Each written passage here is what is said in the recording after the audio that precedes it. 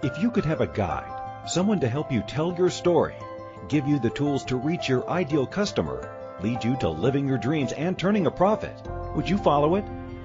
Everyone, every passion has a place in this world, and each has the potential to be unstoppable. It's time to buckle up and tune in to your personal strategist, life purpose coach and marketing maven, Lindy Chaffin Start. Hello, hello, hello, and happy Wednesday. Thank you for joining us in the studio today. This is your host, Lindy Chaffin Start, and you are listening to Unstoppable on the Inspired Choices Network. I am owner and creative director here at Unstoppable Start Studios in Atlanta, Georgia, and in doing this wonderful job and living this most excellent life, I get to work with the most amazing people, and one of those people has joined me today. She is my friend, also family member, and fantastic photographer, Heather McElwaney. Hi, thank you for having me. Thanks for joining me today, my friend. So, Heather, tell us a little bit about you and your business and any of the challenges you've been facing lately. So I started my photography business about 2.5 years ago after I had my daughter, and I realized that I did not want to go back to work full time. I wanted to stay home with her, and I've always loved photography, and decided maybe that could be an outlet for me to earn some income and stay at home. And I hit the ground running with it, and maybe shouldn't have done that so quickly. Maybe should listen to a couple of your, podcasts in the process. I probably would have learned a little more and started off better. But I burned myself out really, really quick because I jumped in and just did multiple different things. I didn't find a niche. So that's one of my biggest things right now is finding my niche, because photography is such a saturated small business, especially for moms at home. It's hard getting your name out there and being better than somebody else when everybody's doing the same thing. So my focus right now is just finding that niche and what am I going to focus on. Exactly. And that does sound like a huge challenge, I'm sure. I'm sure it's one that people in many small businesses run into, unfortunately, finding that niche, finding your audience. We talk often on this show about audience profiling and finding that person that you're trying to speak with. So in all of this, aside from photography, you have your passions on the blog side too. So can you share with everybody what those, I think there were 4 of them, correct? Could you share those with us? I do. So, again, going right along with my daughter, I've always loved the social media aspect and how all that works, and it's, gotten bigger and bigger and bigger. So when I first started the whole blogging experience, again, I, jumped into it with everything I had and went straight into just motherhood blogging. And that, again, it was a very saturated thing. So I tried to start pulling things out of what I personally like outside of just being a mom. So I added a little bit of, DIY, little things that I've made for Emma.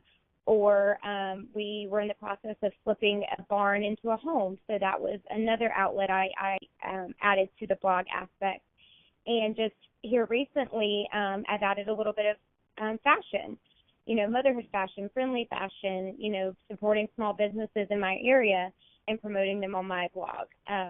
But it's still a very, like I said, a saturated business, that it's kind of hard to stand out. So that's my biggest issue, is how to stand out. What do I need to do? Where do I need to, focus to get my name out there over all the other ones that are out there? Sure. And that makes complete sense. I love that your areas of focus, though, are motherhood and DIY and the home renovation / decor and the fashion. That gives you so many different outlets.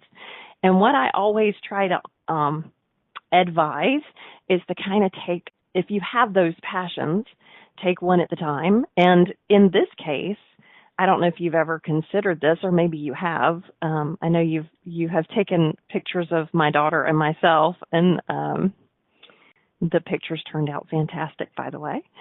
Good, I'm glad. They did. They're just gorgeous. But I know you kind of gravitate towards taking pictures of kids. So have you tried promoting your photography business in that direction, like directly to the moms? I haven't, and that might be a way for me to go. I just photographed a wedding this past weekend, and there was a little boy out playing in the dirt, and I immediately was drawn to him and started taking pictures. And then another little girl came up, and the parents were like, "Oh my goodness, you have to send these to me. I love him. He's smiling at you." So, I mean, it's funny that you even said that, because I thought about it after the wedding. I was like, maybe that's where I need to take it. Maybe it just needs to be on kids.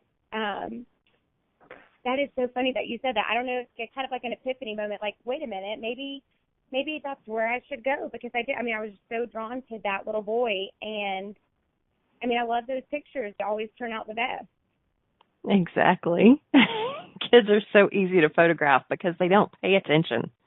They're not exactly. like, oh, I have to smile at you now. Wait, what? Well, and then they don't have that same, like, is this my good side, my bad side? Do I look okay? Type when you're dealing with grown-ups. And you don't necessarily have to pose them. I love taking it kind of like I did with your daughter. I just said, do what's comfortable to you. What do you like to do? And I feel like that's when I got the most genuine smiles out of her, just who she was. And that's what I love, love, love to capture. Exactly. And you do a great job at it. You really, really do. So, okay, so let's take this niche. Let's take the moms with the children. And we'll just, They can be anything from babies to, I don't know, we'll toss them on up into high school, right? It doesn't matter. Kids are kids. We'll just say that. So if you're going to target that niche, how would you go about doing that? I mean, I guess my first thought, honestly, would be, social media. And I say that because of, right now that seems like that's where everybody is advertising. But then I worry, am I going to get lost in all of that? Going back to like in Facebook and Instagram, outside of that, I mean, the only thing I can think of is word of mouth. Sure, absolutely. There are definitely more avenues to reaching your target, especially with moms. I mean, you know this. What would you pick up if you went to the doctor's office, or if you took M to the trampoline place to jump for a little while? There are parent magazines laying around everywhere. That's a great opportunity to get your services out in front of people in an ad. Now, it's a little bit of an investment. It's not as cheap as social media, but it gives you another outlet. So just a thought. I don't see that. Yeah, I don't see that many people doing that. And I wonder, too, so I actually am going to start going to, it's like a Mother's Morning Out with Emma. And is there a way for me to advertise with the moms I see dropping their kids off, like instead of just saying, here's my flyer, like maybe putting up a post, what would you think would be the most, professional way to do that? Absolutely. Okay, so there are different ways that you can approach that. It depends on the type of school that she's in, but sometimes they do like weekly newsletters, monthly newsletters. If they do one in print, or even if they do one digitally, you can ask if you could put an ad in there and offer to give them like a sponsorship, like maybe $100 a month would get you an ad in there, and it would help them offset the cost of their newsletter. Make sense? Okay. So you could do stuff like that. You could also ask the director of the school, and I say this because I have a school as one of my clients. You can ask the director if it's all right for you to put handouts or rack cards or something there at the front desk if any of the moms are interested. You can do it that way. So, or, if you just meet up with people and say, hey, I know this is kind of off subject, but I'm a photographer and I would love to take pictures of your kid. Here's my business card and a rack card with my website, and you and I need to talk about a website. Just take a look at my work and let me know if it's something you'd be interested in. No obligation. I just wanted to let you know. That's what I definitely want to talk about the website thing as well. I think that's a great way to start it off to, say, I would love to, photograph your child. Like I would, even maybe do like a model call to say, hey, do like a free 20-minute session. You get 5 images, but, I would love to photograph your kid just for my portfolio. Is that something to offer, especially starting out? Oh, absolutely. Anytime you can offer something free when you're starting out, it's going to give you traction. People are going to become fans a lot faster. Yeah. So, I mean, you can even set I'm going to do 5 or 10 of these things, and give them a good start. And you can also set it up okay, I'll give you 20 minutes. You get 5 images for free, but anything above 5 images, you have to pay for.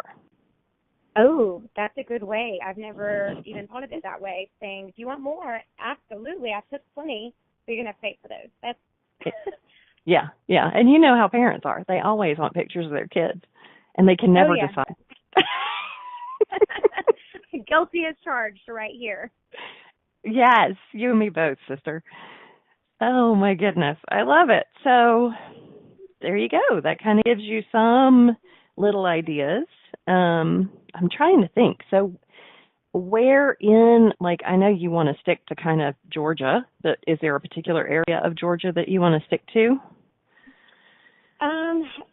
Probably, in the South Atlanta area, just because that's where we, live, and I would like to stay local and, support the people around here, would be my biggest thing. So I'm south of Atlanta, around Pike County, Sonoya. Everybody knows Sonoya as the Walking Dead, capital. That's where The Walking Dead is filmed, so we're not far from there. So I'd probably like to stay within, a 30-minute radius of that until I grew bigger. Okay. Okay, so let's think about this. So you said you're in the Walking Dead capital of Georgia, which you are. Yes. It's our claim to fame. We're the new Hollywood of the South. Woohoo! Exactly. So let's take advantage of this location. So you've got a lot of built-in traffic. You've got fandom that comes in. You have local people in the area who shop the stores locally. So are there 5 or 6 businesses locally, brick and mortar storefronts that you could target and say, when we do get this website / gallery, portfolio, whatever you want to call it, built, are there people that you could go to and say, hey, I would love to help you advertise your small business on my website, and in return, would you be willing to let me advertise my small business on your website and maybe give you rack cards to keep here in the store and put on your counter? Yeah, is that something that's definitely something I would love to do. I'm actually working with one on my fashion part of my blog in Sonoya. So if I can just take it down to, focus on the photography part, I would love to look into that. Like I said, I would love to support businesses in my area for sure. So if we could tag team and do that and support each other, yeah, I would love to do that. Absolutely. Great. It's a great way to co-op. And you can also, it's a great way to get your name out there. It helps them spread the word, and if you have somebody you find over the years, if there's somebody that helps you and you help them, you talk each other up quite a bit. So it kind of becomes your word of mouth instead of it being a client passing a name on, which they do. Right. It's these other businesses, which kind of gives you, I don't want to say more credibility, but it adds to your credibility. Does that make sense? Yeah, I think so, because when you have somebody that's trusted in the community, promoting you, I feel like you have the chance of, more people coming to you and okay, well, I trust this person who runs a good business. If they're supporting this small business, maybe I should check it out.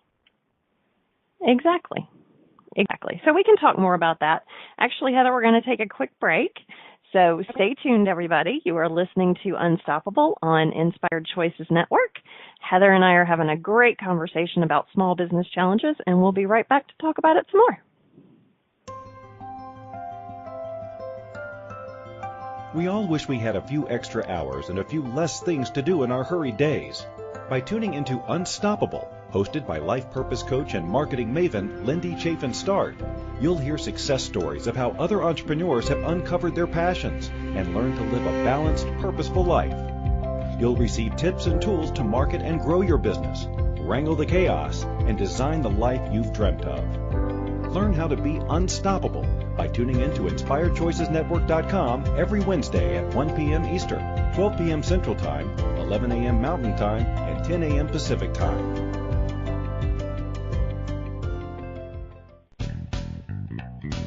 Are you a subject matter expert? Are you here to share your expertise with an audience waiting to hear from you in only the way you can deliver? Are you ready to have your voice amplified across the airwaves? Inspired Choices Network has a global radio platform streaming to millions of people across the world.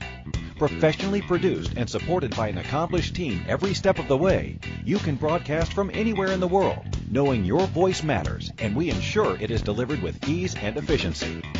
Eager to hear your message, the world awaits. Contact us today to become an Inspired Choices Network radio host. Email becomeahost@inspiredchoicesnetwork.com.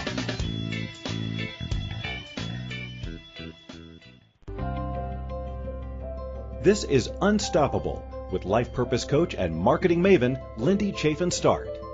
If you have a question about marketing your small business or finding balance as an entrepreneur, or you're just trying to get up the courage to do your own thing, let Lindy know. You can call in the U.S. 815-880-8255, Canada 613-800-8736, or Skype us at Inspired Choices Network. Now, back to Unstoppable. And welcome back. Thank you, everybody, for being with us today. I am here with my guest, Heather McElwaney. I am pronouncing that right. It's McElwaney. McElwaney. Got it. Okay. Yes. For some reason, it's just one of those names that looks like it could go a dozen different ways. Yes, absolutely. We are busy talking about, we are talking about all sorts of stuff today. We're talking about small business challenges mainly. But before we get back to that, I just want to say that if you are a small business owner and have questions about ways that you are marketing that don't seem to be successful, or if you're looking for other ways to market your business, or if you just don't have time, please feel free to pick up the phone and give me a call here at the studio. The number is 404-245-7474, or you can find me on the web at unstoppablestart.com. Now, back to our conversation, Heather, on small business challenges. So, yes. What other questions do you have around your small photography business? Or I won't say small, I'll say growing photography business. Yes. My biggest, struggle that I'm having outside of getting my name out there would be pricing. I struggle with, underpricing, because I'm like, oh, well, you're a friend of a friend. I'll give this to you for such and such, or, I feel like I'm constantly cutting down my prices because to be nice, I just don't know how to judge how to charge. Another small business owner dilemma. I have to admit, I run into the exact same thing. And it is really hard because you start out one way. When you're small, you start out at $25 an hour. And as you grow, it's like, okay, well, it's time for me to up the ante, and it's $55 an hour. And then you get to where, okay, well, my expenses have grown exponentially. So now it's $65, $70 an hour. So it's all stuff you have to take into consideration. And it's part of your marketing mix, the overall marketing mix of your company, which is, what your hard costs are and what it costs to advertise and all of that fun stuff. So if you don't mind, we can walk through some of these issues and kind of see where you are. Okay. Okay, so some things to consider. And we just talked a little bit about your target market. So say if you do wrangle this in and it becomes the focus on moms in the South Atlanta area, you want to make sure your pricing is reflective of this particular market. So you know that a lot of moms put money into their kid, but they don't necessarily put money into these extra things. So, and it's also South Atlanta and not Buckhead or Midtown, right? So it's, you know, you might be looking at a total different cost of living down there. I don't know. I mean, it is the movie capital of the world at this point. No, you're spot on with that. I would agree with that, absolutely. Okay. So we have our target. We've considered our location. You've decided, you know, hey, I'm willing to take this in a 30-mile radius. So you remember to keep the, in part of your pricing, like how much that travel fee is going to be to get to that 30 miles, right? Right. Yep, exactly. Okay. We've talked about the niche. So we've talked about the moms and how, you know, what that looks like. Let's see. Your cost of doing business. So this is the fun part. So this is non-reimbursable cost directly associated with running your business. Okay.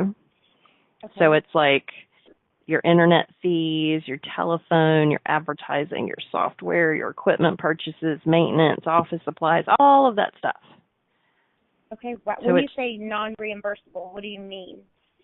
Like the stuff that you, like say you have your office. Like in my office, I have my computer, I have my printer, I have electricity, I have my internet, I have my telephone lines, all of that stuff. So that's non-reimbursable cost. It's not like mileage or food or anything like that, right? Okay, gotcha. So you kind of have to look at what that overall is throughout the course of a year. Like camera equipment in your case. You know, if you have camera equipment, lighting, things like that you would purchase in order to do your job. So now it's time to do the math. Yay! I just love math. Not really. So say you have $30,000 in expenses every year, and you want to pay yourself, say, $45,000. So that means you need to bring in $75,000 a year, right? It sounds like, wow, I could do that, right? Or does that sound overwhelming? Or did I lose you? Sorry, can you hear me? I'm sorry. Can you hear me? Yes, that's okay. There you are. No, it is. I mean, it's higher as in, you know, where I'm at, I don't spend that much in expenses a year, but I get what you're saying of saying this is expenses, this is what I want to make. This is what you have to make total. That makes sense to me. Exactly. Okay. So now if you break that down and say, all right, I'm willing to do 2 photo shoots a week for 48 weeks. So that gives you 4 weeks of vacation. Then you're looking at 96 photo shoots per year, right? Okay. So if you take the 70,000 and divide it by 96, you get $781. Okay. So that's the average amount you need to make an income per shoot. Now that's based on that $75,000, which, as you say, is higher than, you know, what you would anticipate because your expenses aren't that high. But you get the gist. Right. Okay, and I've never even thought to break it down that way to figure out what to charge people, I think. Now, okay, so question, the photography aspect, I think a lot of the issue comes with paying is people think you took the pictures for, 30 minutes to an hour, you're done. Well, no, not necessarily. You come home, you got to edit. That could be, depending on the shoot, 2 to 3 hours sitting in front of in front of the computer, an additional on top of, what you did when you were in front of them. Like, how do you add that in with them understanding, I guess? So that's to me, that's part of onboarding a client. That's when you're initially talking about a job with someone, you tell them up front, sure, I will come to your location. There's a trip charge. I will spend an hour. I will take X number of pictures that, some range between 25 and 400. And then the post-session work is choosing the photos that are best out of the entire shoot, making minor edits to those or major edits to those, depending on what your desires are, and then sending them back to you in a format that you can use. It also includes photo rights. And that's something that you have to think about when you're thinking about this, is that, this is your work. This is your craft, your art. And what are you willing to sell that for? So, that would include, like I said, photo rights, unless you're going to have the photos produced yourself and have your watermark on each photo, like we used to do back in the old days. Right. But I like what you said, and I wrote it down on my notebook. You said post-session work. I have never heard a photographer say that, nor have I seen it in a contract. That is definitely something I'm going to put in a contract. I mean, I think that is a way to put it, to say, just because I'm done taking your pictures, I'm not done with your photos. I don't just put them in and send them to you. I work on them. I make them what they are, with my editing. So post-session work, I think that's awesome. Exactly. And give them a time estimate and break it down like by hour so they know what your hourly rate is. And again, you just kind of have to figure this out. It might be $25 and you might do 4 hours of work and it's $100 post-session work, right? I mean, that's just simple math, but you get where I'm going. Right. But just to kind of break that down in the contract, just so they see what they're getting for their money, is super helpful. And then if they want to try to negotiate around that, of course, they can always come back and say, hey, Heather, it's really cool. I'd rather you just come and do the session. I don't need the post-session work. Then you can say, sure, I'll send you raw photos, but in return, I want photo credit on anytime you post them. So, right. You can kind of negotiate with them if you choose to. Okay. So let's see. Oh, goodness. The cost of goods. Mm-hmm. Now that's all of the fun stuff that you would sell. Everything from the initial inquiry, which we really don't charge for, right? To any sort of pre-session consultation, the actual session, the editing of the photos we were just talking about, reviewing the photos with a client. If you do any hard prints or products, inspecting those things, packaging them, delivering, shipping, blah, blah, blah. All of that stuff has to be factored into this cost of doing business, right? Right. Okay. So go ahead. Oh, I was just, when, you listed all the different things you could do, most, I guess, photographers had packages, like you could do, this one for this price. That's another thing I would like to, work on and have different options because, just depending on what they can afford at that time, maybe you can afford prints, maybe you can't. I would love to be able to break that down in different packages for them. Oh, that's a great idea. I think packages are awesome. And there's just so many ways that you can do that, between a combination of the shoot and images and digital images and product. And, it could be when you spin that into your marketing, it could be for Mother's Day, for Father's Day, for the holidays, there's just all sorts of different ways that you can do that and staying on top of it year round. To kind of push into your marketing efforts is huge. So if you, while you're doing this exercise and pricing stuff out and building your packages, think about your quarterly breakdown in your marketing and how you can utilize that to get in front of people. Okay, yeah. Okay.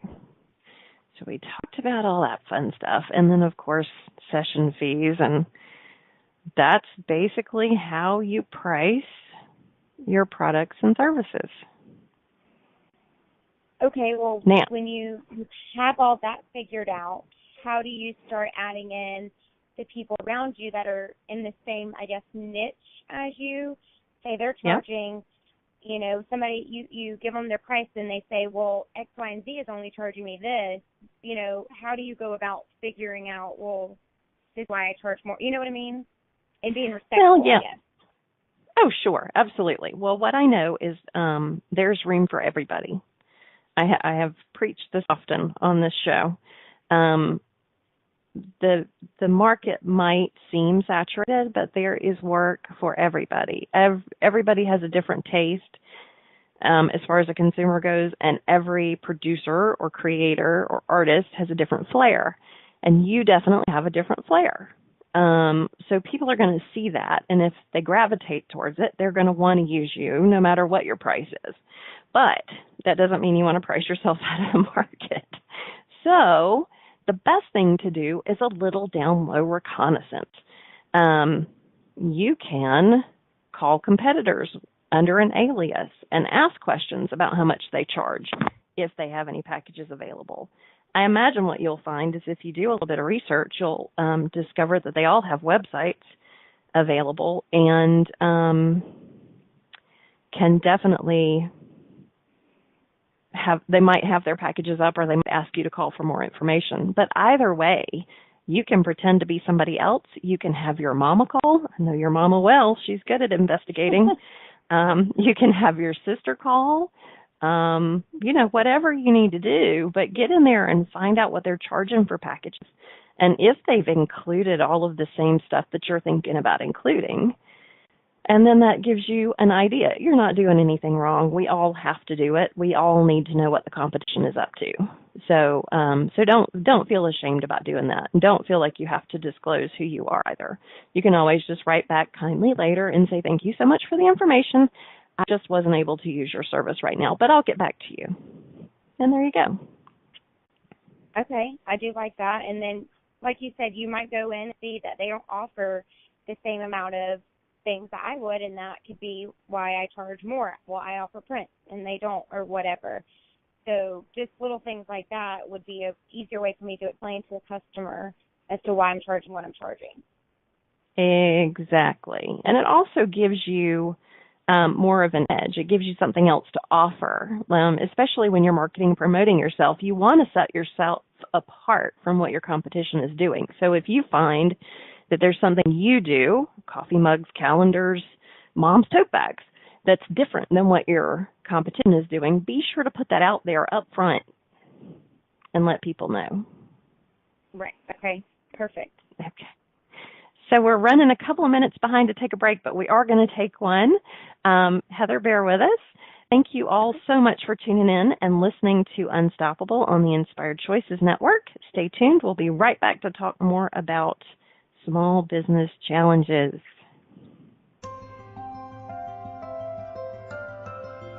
We all wish we had a few extra hours and a few less things to do in our hurried days. By tuning into Unstoppable, hosted by life purpose coach and marketing maven Lindy Chaffin Start, you'll hear success stories of how other entrepreneurs have uncovered their passions and learned to live a balanced, purposeful life. You'll receive tips and tools to market and grow your business, wrangle the chaos, and design the life you've dreamt of. Learn how to be unstoppable by tuning in to InspiredChoicesNetwork.com every Wednesday at 1 p.m. Eastern, 12 p.m. Central Time, 11 a.m. Mountain Time, and 10 a.m. Pacific Time.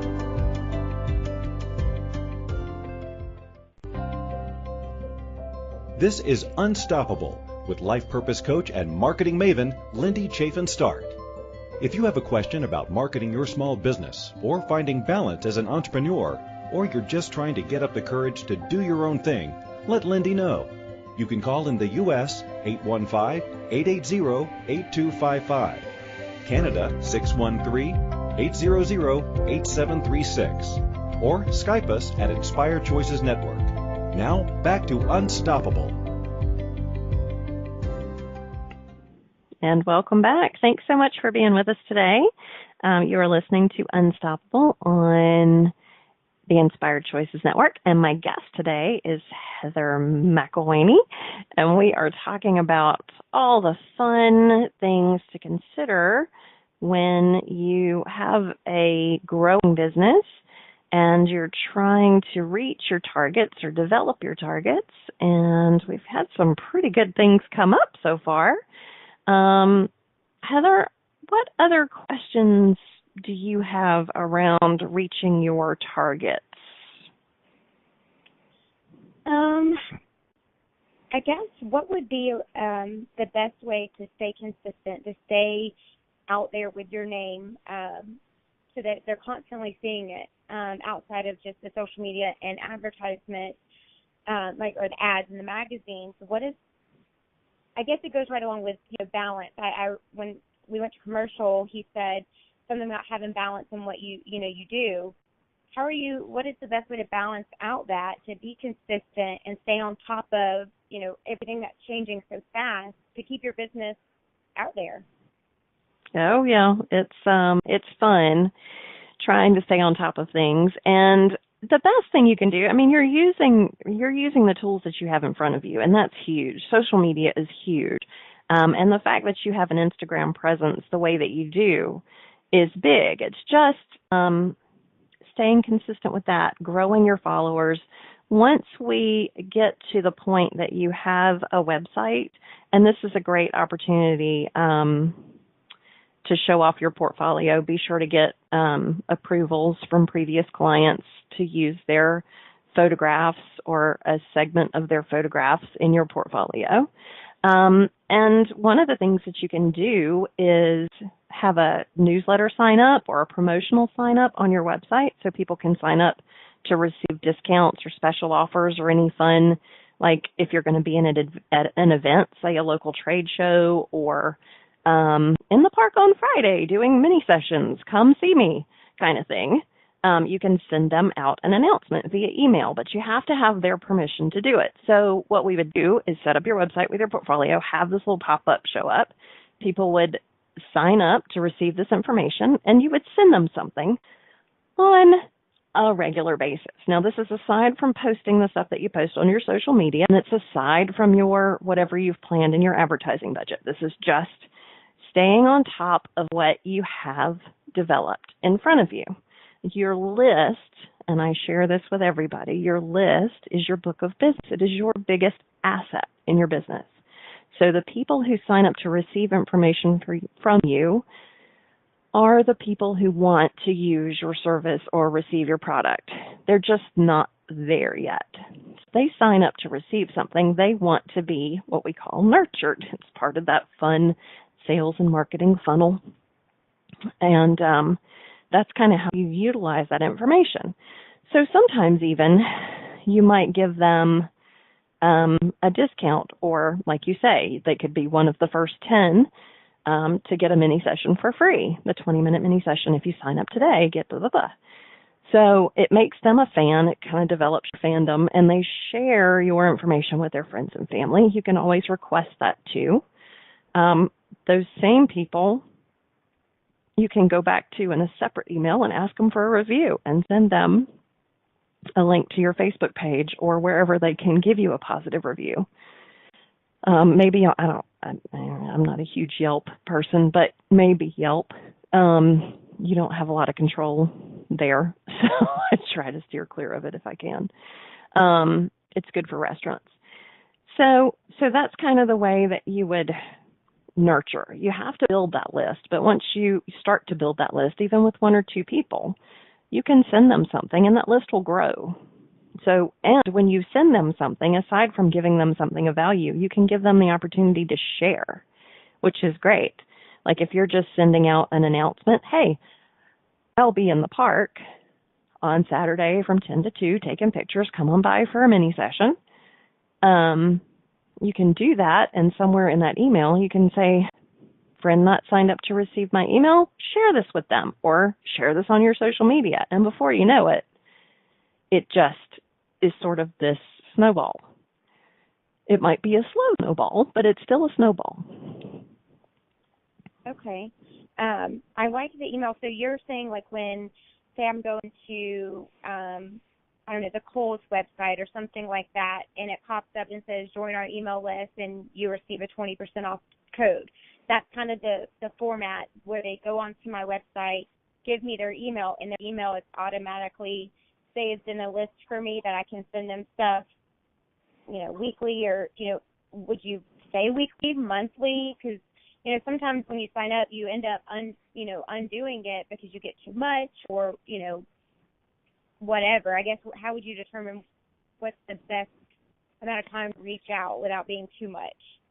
Well, that's exactly the thing. So here's a thought. If you give people something of value, they tend to stay with you longer, right? So if you're sending them either a discount or tips on how to dress for a photography session, or how to capture milestones for their children, how to present. I mean, this is going to speak to your other passions, the DIY stuff and, how to frame stuff and all of that. So we talked about how to present, how to dress, capturing milestones. There's like all of these different ways that you can send them things of value. So if you sat down today and just said, okay, business, I want to reach out to moms over the next 12 months. And aside from giving them a discount, so we're going to say a discount every month, I also want to give them some content that's valuable. What does that content look like? So I just gave you some examples. How to dress your child for a photo shoot. Like, don't wear solid colors, wear patterns. Wear something playful. If you're going to have a family photo shoot, do that, that kind of thing. Even creating, you could give them a tutorial on how to create a video or offer to make a video. There's all sorts of things that you can do, but give them content that they can use that doesn't have anything to do with selling them something. Does that make sense? Okay. Yeah, absolutely. Now, with these newsletters, or, emails that you send out, are they typically like, a page just kind of like a little snippet? Like, how are you doing that where it's not, overwhelming, but it's not something that they're just going to, click right through? Right. Okay. So what I would do and what I recommend is having just a snapshot email, some examples of your work, this article front and center, but don't put the article in the actual email. Just put a snippet and click through to read more, and have the blog either hosted on your blog spot or on your website.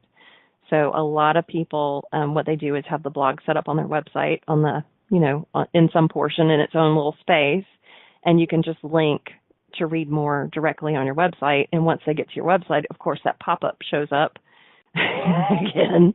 It's always fun. So if they find their way to your website and maybe they were sent this email by a friend, they're now given the opportunity to sign up to receive your email once they're there. Gotcha. It's kind of this awesome big crazy circle of share and share alike. There's so much. Yeah, and that's the part I didn't know about of, give the opportunity to share. Yes, I got that. But then to have that, option for the person they're sharing to join in, I mean, just little things like that can add up so fast. Yeah, that's awesome. Yeah, absolutely. And take advantage of that. People, once you develop that fan base, and that's the thing, you're in a business where you're going to have fans. People are going to gravitate towards what you do because you have a very unique style. So utilize that. Take advantage of that and give people the opportunity to come to you. So there you go. Okay, Heather, we're going to take one more break. And then I think I'm going to come back and ask you some questions. Okay, cool. Everybody, thank you for tuning in today. You are listening to Unstoppable on Inspired Choices Network. This is Lindy Start and Heather McElwaney, and we'll be back in just a moment. We all wish we had a few extra hours and a few less things to do in our hurried days. By tuning into Unstoppable Hosted by life purpose coach and marketing maven Lindy Chaffin Start, you'll hear success stories of how other entrepreneurs have uncovered their passions and learned to live a balanced, purposeful life. You'll receive tips and tools to market and grow your business, wrangle the chaos, and design the life you've dreamt of. Learn how to be unstoppable by tuning in to InspiredChoicesNetwork.com every Wednesday at 1 p.m. Eastern, 12 p.m. Central Time, 11 a.m. Mountain Time, and 10 a.m. Pacific Time.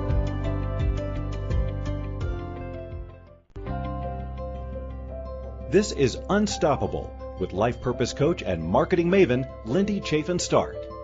If you have a question about marketing your small business or finding balance as an entrepreneur, or you're just trying to get up the courage to do your own thing, let Lindy know. You can call in the U.S. 815-880-8255, Canada 613-800-8736, or Skype us at Inspired Choices Network. Now, back to Unstoppable. And welcome back to Unstoppable on the Inspired Choices Network. You are listening to Lindy Chaffin Start, and we have had a very, very busy and productive show today talking about small business challenges and how to overcome them. And Heather has been an amazing guest. So now I'm going to turn the tides on Heather and ask her some questions. Okay, I'm ready. Okay, we only have a few minutes left, so hopefully this won't be too painful. So I was kind of thinking around the other day, like you and I are from two different generations. What are we, 20-ish years apart, I think? Yeah. Something like that. So you're considered a millennial. You're an older millennial or a mid-millennial? You're a mid-millennial. I'm like right on the, I guess, tail end. Like I wouldn't even consider myself a millennium. I don't put myself in that group. Okay. But yeah, somewhere around there. Okay. Most excellent. All right. So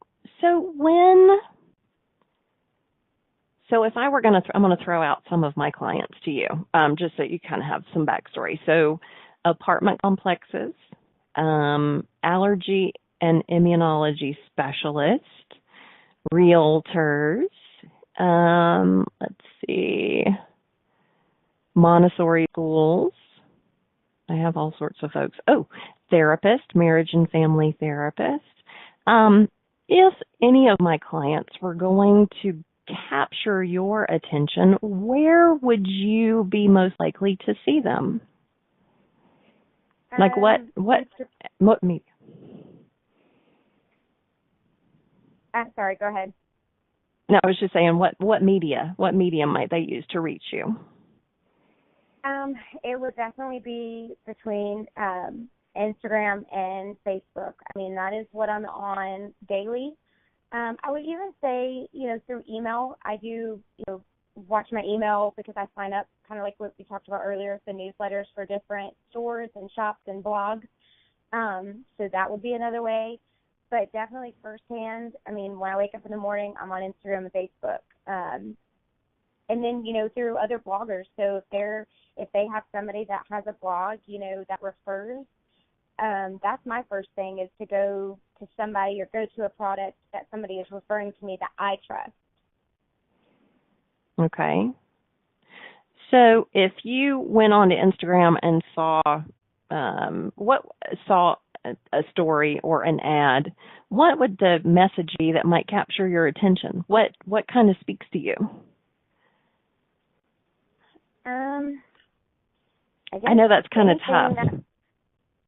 Yeah, I mean, it would be anything, say that if it stuck out about, something for Emma, like I love dressing Emma up. So say something is shared about, a new clothing line or a store that's having a sale for, clothes for Emma, or a, Mother's Day outing or something like that that's going to, involve me and Emma together. It's going to, pique my attention, or something with the clothes. Or, on the total opposite end is something with, decor. If I see, a blogger post on her story that, hey, this store is having a sale for X, Y, and Z, I'm going to immediately go to their website and see what's on sale. Okay.